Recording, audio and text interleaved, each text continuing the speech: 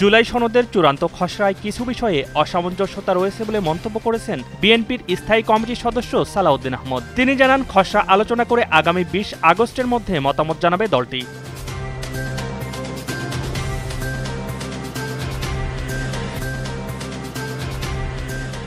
বিদেশে মিশনগুলো থেকে রাষ্ট্রপতির ছবি সরানোর ব্যাপারে কোনো লিখিত নির্দেশনা আছে বলে জানা নেই, তবে এর সঙ্গে নির্বাচনের কোনো সম্পর্ক নেই বলে জানিয়েছেন পরিবেশ উপদেষ্টা সৈয়দা রিজওয়ানা হাসান।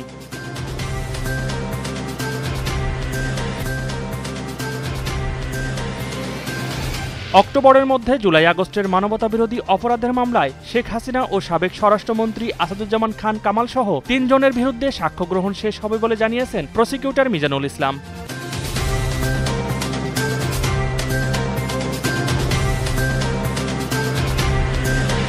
রাশিয়ার প্রেসিডেন্ট ভ্লাদিমির পুতিন যুদ্ধবিরতিতে রাজি না হয়ে পরিস্থিতিকে আরও জটিল করে তুলছেন, এমন মন্তব্য করেছেন ইউক্রেনের প্রেসিডেন্ট ভলোদিমির জেলেনস্কি।